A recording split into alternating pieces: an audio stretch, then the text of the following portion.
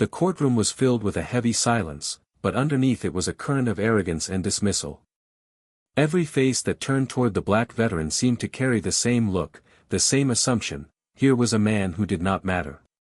His presence, though steady and quiet, was weighed down by the unspoken judgments of those who believed they already knew his story. The judge, high above in his seat, barely acknowledged him beyond a quick, perfunctory glance, his expression betraying the notion that this was just another case to get through. The opposing lawyer shifted his papers with a smirk that seemed almost rehearsed, as though the outcome was predetermined and nothing the veteran could say or do would alter the script already playing in their heads. To them, he was powerless, a relic of an era long gone, someone who once wore a uniform but now carried only memories and scars that the system no longer valued. The courtroom's atmosphere reflected more than just the weight of the law, it mirrored the weight of prejudice and assumptions that had been built over years of dismissing people like him. Every small gesture, the way the bailiff's eyes glazed over when calling his name, the way a few members of the audience shifted in their seats as though expecting nothing noteworthy to unfold, contributed to a collective narrative that stripped him of power before he had even spoken. To them, he was simply an aging man without resources, without allies, and without influence. It was not always in words that disrespect made itself known, often it was in the silence, in the casual disregard. The judge's gavel tapped more firmly when addressing the lawyer than when acknowledging the veteran. The whispers that floated from one corner of the courtroom to another were laced with the certainty that his side of the story would not matter, that the verdict had already been written in invisible ink. He stood there as if draped not just in the weight of his suit but in the invisible cloak of society's bias, a cloak others believed should keep him small and unseen. And yet, even in their dismissal, there was something uneasy about his presence. The veteran did not slump or shrink beneath their stares. He stood straight, his shoulders square, his gaze steady. Those who looked at him too long often looked away, as if something in his eyes unsettled them, though they would never admit it. The courtroom, filled with people convinced of his powerlessness, could not explain why his silence felt heavier than the arguments being prepared around him. They did not recognize that dignity itself can command a space, even when unacknowledged. Still, in their minds, dignity had no place in the battle about to unfold. The lawyer's smirk returned again and again, as though he relished the idea of dismantling whatever weak defense this man could muster. The judge leaned back, waiting for the proceedings with an air of indifference that bordered on condescension. The audience, some curious, some bored, some almost entertained, absorbed the energy of a scene they believed had a predictable outcome. Everything about their manner spoke the same message: this was a man without leverage, without voice, without the power to shift the scales. Yet, behind every assumption was an undercurrent of blindness. The courtroom did not see the years of service etched into his bearing, the battles fought not only on foreign soil but within the very country he had defended. They did not see the resilience forged in hardship, or the quiet authority carried by someone who had led men through storms of chaos and fire. Instead, they saw only what they chose to see: an old man standing alone, someone easier to dismiss than to understand. And so, the courtroom became a stage for arrogance, with each player acting out their role in the drama of underestimation. The lawyer believed he held the script, the judge believed he held the gavel, the audience believed they knew the ending. In their eyes, the black veteran was merely a character written in to lose, a powerless figure whose presence would fade as quickly as it appeared. The weight of their collective dismissal hung in the air, pressing down upon him like an invisible ceiling they were sure he could never break. The silence that surrounded him before the phone rang carried a weight of its own, one that was almost suffocating in its intensity. He stood there, calm and collected, yet it was as if the very air around him pressed down on his shoulders, forcing him into the role others had already written for him. His silence was not weakness, though that is what so many in the room assumed. They mistook his quiet presence for defeat, for resignation, for the absence of fight. They did not understand that silence, when chosen, can be louder than words, and that stillness can sometimes mask storms waiting to break.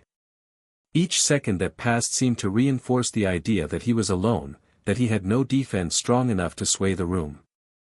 The opposing lawyer flipped through his notes, pretending not to notice him, yet every once in a while his eyes darted toward the veteran with a look of smug confidence, as though daring him to speak and fail. The judge leaned back in his chair, his gaze heavy and expectant, ready to hear words that he believed would carry little weight. Even the audience, shifting in their benches, seemed to wait for him to prove their assumptions right.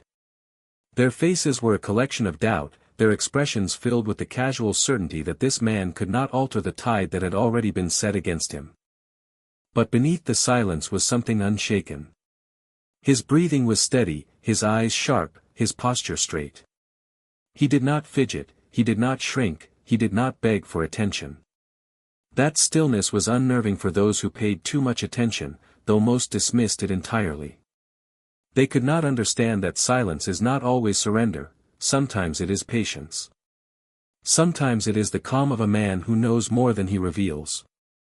The weight of that silence grew heavier the longer it lasted. To the veteran, it was not a burden but a test of endurance, something he had lived through countless times before. He had known what it meant to be underestimated, to be looked down upon, to be judged without a single word spoken in his defense. He had lived through those moments in barracks, in offices, on the battlefield, and now here in this courtroom. Each time, silence had been his companion, not because he lacked words but because he understood timing. Words spoken too soon lose their power, words spoken at the right moment can shatter walls. The lawyer, mistaking the silence for vulnerability, leaned harder into his arrogance. He whispered to his assistant, smiling as though the case was already sealed. He carried himself with the swagger of a man who believed the silence of his opponent was proof of victory. The judge, though more restrained, mirrored this assumption. His glances carried less patience, as if he was waiting for the veteran to finally take his turn and confirm what everyone thought they already knew. The audience, restless, almost seemed to pity him. To them, he was simply an old man trying to fight a system too large, too powerful, too unmoved by his presence. Yet what no one could see was the quiet storm within him. Every dismissive glance, every smirk, every whisper only fueled the strength behind his silence. He carried in his heart not only his own dignity but the weight of every moment in history when someone like him had been told they were powerless. His silence was not empty, it was layered with meaning, with memory, with unspoken defiance. And still the courtroom misread it. They thought his lack of words confirmed his helplessness. They mistook his patience for submission, his stillness for frailty. They saw a man standing alone, waiting for a judgment he could not change. They did not realize that silence, when it comes from a place of strength, has the power to unnerve, to unsettle, to make the arrogant falter when the moment of truth arrives. So he stood there, carrying the weight of that silence, every second stretching longer than the last. The room filled with assumptions, with judgments, with invisible chains they thought bound him. They had no idea that in the stillness before the storm, power often hides in plain sight, waiting for the exact moment to reveal itself. The moment the phone rang, it cut through the courtroom like a blade through silence. It was not loud, not intrusive, yet in that setting it was sharper than any gavel strike. Heads turned almost instinctively, curiosity flickering across faces that just moments ago had been marked by smugness and indifference. That single sound shifted the air, drawing attention to the very man they had dismissed. A phone ringing in any other room would have been nothing, a background noise easily ignored. But here, in this place where his voice had been silently discounted, the chime carried a weight that no one had anticipated. The veteran's hand moved slowly, deliberately, toward the phone, and in that motion alone there was something commanding. It was not the frantic scramble of someone caught off guard, it was calm, steady, unhurried, as if he already knew the gravity of what was about to unfold. The opposing lawyer froze for a moment, his smirk faltering as his eyes locked on the man he had dismissed as powerless. The judge, who had been leaning back with a detached expression, leaned forward now, the faintest trace of curiosity softening his air of condescension. Even the audience, restless and dismissive before, leaned in slightly, sensing that something was happening, though none of them could articulate what. There is something symbolic about a phone call in a place like that. It is a reminder that the world outside those four walls still moves, still breathes, still holds connections unseen. To the courtroom, it was an intrusion; to the veteran, it was a lifeline, not because he needed rescuing, but because the truth of his influence was about to break through the walls of their assumptions. The symbolism was undeniable. While they believed him powerless, someone from beyond that room was reaching out to him. And whoever was on the other end was powerful enough to demand attention the moment his phone came alive. The sound lingered even after it stopped, echoing in the silence it left behind. Every pair of eyes was on him now, the very man they had ignored just moments before. That ringing was not merely a noise, it was a declaration, a warning, a shift in power. The lawyer, suddenly aware of the attention, adjusted his tie and tried to recover his confidence, but his movements betrayed the unease gnawing at him. The judge cleared his throat, masking his sudden discomfort with authority, but even he could not hide the curiosity burning in his gaze. The audience whispered softly now, no longer dismissive but speculative, wondering what significance a simple phone call could carry in the life of a man they had deemed insignificant. As he lifted the phone to his ear, he did not rush to explain or justify. His calmness unsettled the room further. To those watching, it was as if time had slowed. Each word he spoke, low, controlled, measured, became part of the shifting balance in that courtroom. They could not hear the voice on the other end, but they could sense its weight in the veteran's composure. Whoever it was, whatever was being said, it was not ordinary. It was not the call of someone forgotten or powerless. It was the call of someone connected to a higher current of authority, someone who carried respect beyond what that courtroom had been willing to grant. The symbolism of that moment was piercing. The phone had become more than a device, it had become a bridge between their false assumptions and the reality of his influence. It shattered the image they had built of him, exposed the arrogance of believing they had already written the ending. The veteran's silence before had been misread as weakness, but now his calm acceptance of the call revealed it for what it truly was: control, patience, and power held back until the right moment. The lawyer shifted again, glancing nervously between the judge and the man he had underestimated. The judge's gavel rested unused, as though even he understood that authority had temporarily left his bench and settled into the hands of the man on the phone. And the audience, once restless and dismissive, now leaned in with rapt attention, sensing they were witnessing a shift far larger than the case itself. The ring of that phone had done what no argument, no testimony, no legal motion could have achieved: it had silenced arrogance and commanded respect in a single sound. The shift in power was not immediate to everyone, but it was undeniable. It began subtly, with the way the lawyer's posture faltered, his once confident smirk giving way to something less certain.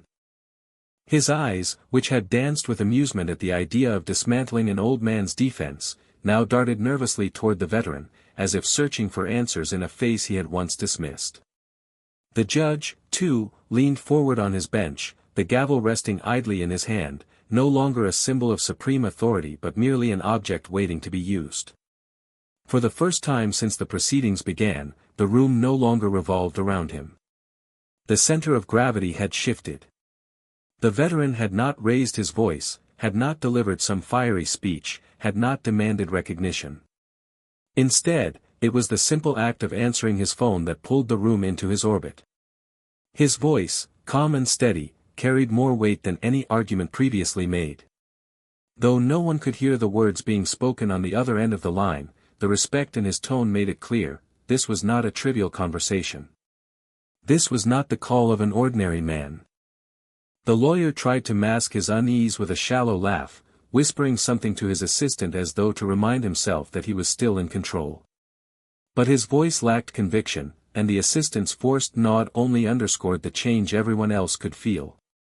The audience, who had been whispering dismissively before, now leaned forward, their faces lit with curiosity and the faintest glimmer of awe.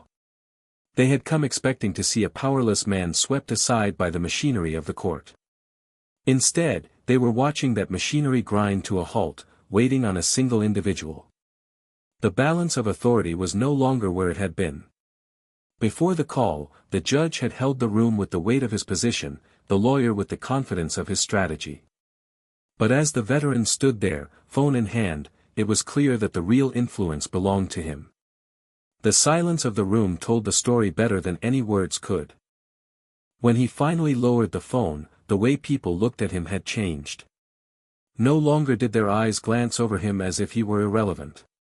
Now their gazes lingered, cautious, uncertain, and increasingly respectful. The veteran did not have to reveal who had called him for the room to understand the gravity of it. The symbolism of that moment did not require explanation. The phone had rung not just for him but for the entire courtroom. It was as if the call itself had spoken the words he had yet to say, that he was not a man without connections, not a man without influence, not a man to be underestimated. That shift was felt in every corner of the room. The lawyer's earlier arrogance now looked like foolishness, a performance meant for an audience that no longer believed in his script. The judge, too, had lost the certainty that had marked his earlier posture. He looked at the veteran with the eyes of a man reassessing everything he thought he knew about the case, about the man before him, about the outcome that once seemed inevitable. Even the audience, ordinary people who had come to witness a predictable proceeding, felt the atmosphere of the courtroom transform into something electric. They were no longer watching an old man being swept aside. They were witnessing power revealed in its most unexpected form. The shift in power was not about volume or force. It was about presence. It was about the way one man, underestimated and dismissed, could change the rhythm of an entire room without lifting his voice. It was about the way truth has a way of breaking through arrogance, about how hidden strength can surface at the exact moment it is needed. The veteran had not asked for the courtroom's respect. He had not demanded it. He had simply revealed, with quiet confidence, that he already carried it. And as the room adjusted to this new reality, no one could deny it any longer. The power had shifted, and everyone present could feel it pressing down on them, heavy and unyielding. The reaction in the courtroom unfolded in waves, like ripples spreading from a stone dropped into still water. At first it was subtle, a few widened eyes, a stifled cough from someone who no longer knew how to carry themselves in the charged silence. Then it grew louder, not in noise but in presence, as if the very walls of the room had absorbed the shift and were reflecting it back at every person seated inside. The smirks faded, the whispers died, and the unshakable arrogance that had hung so heavily in the air was now replaced by something else entirely, stunned disbelief. The lawyer, who had once strutted with the confidence of a man who believed the case was already won, now looked strangely small behind his stack of papers. His earlier swagger had melted into fidgeting hands and darting glances. He cleared his throat, trying to recover his composure, but the tightness around his eyes betrayed him. He had underestimated the man before him, and now that underestimation stood exposed for everyone to see. The phone call had not only changed the balance of power, it had revealed just how shallow the lawyer's confidence truly was. His carefully rehearsed arguments, his neat folders of evidence, suddenly seemed inadequate, flimsy against the weight of a man who had just reminded the entire courtroom that influence is not always visible until the moment it demands recognition. The judge, too, was not immune to the shift. He had leaned forward as the phone rang, but now he sat even more upright, his hand frozen on the gavel. He was a man accustomed to control, to holding authority as effortlessly as breathing, yet for the first time, he looked unsettled. His eyes studied the veteran differently now, not as a defendant, not as a powerless figure standing before him, but as a man whose story was far greater than the courtroom walls could contain. There was a tension in his jaw, a subtle stiffness in his movements, as though he was struggling to reconcile the assumptions he had carried with the reality now revealed before him. The audience, though, was perhaps the most telling. They had come expecting one story, the story of a forgotten veteran outmatched by a polished lawyer and an indifferent court. Many of them had leaned into that narrative, whispering among themselves with pity or dismissal. But now those same whispers had turned into hushed silence, broken only by the occasional gasp or shifting seat. Their eyes lingered on the veteran with a mix of awe and discomfort. Some leaned forward, eager to witness what would unfold, others leaned back, uneasy in the face of the truth that had shattered their assumptions. What they all shared was the realization that they were no longer spectators to a predictable proceeding, they were witnesses to a turning point, one that would be spoken about long after the gavel struck its final note. And then there was the veteran himself, standing calmly amid their shock. He had not gloated, had not smiled with satisfaction, had not sought to humiliate those who had dismissed him. His silence remained, but it was no longer the silence of patience or waiting. It was now the silence of authority, the kind that comes when a room finally realizes who holds the true power within it. His very presence became the unspoken testimony, stronger than any words could have been. The stunned reaction was not only about the phone call itself but about what it represented. It was the revelation that they had been wrong, every one of them who had judged him, dismissed him, underestimated him. It was the realization that power does not always wear a uniform, does not always sit on a bench, does not always hold a stack of papers in a courtroom. Sometimes it stands quietly, waiting for the right moment to reveal itself. For the lawyer, it was humiliation. For the judge, it was an uncomfortable recalibration. For the audience, it was a lesson they would carry with them long after they left those benches. And for the veteran, it was simply another moment in a long life of moments where the world had been forced to confront its blindness. The silence that followed the call was heavier than any sound could have been. It pressed into every corner, into every mind, into every heart, leaving no room for the arrogance that had once filled the air. The courtroom had thought itself powerful, dismissive of the man who stood before them. But now, in their stunned reaction, it was clear that the true power had always been his, waiting only for the right moment to be revealed.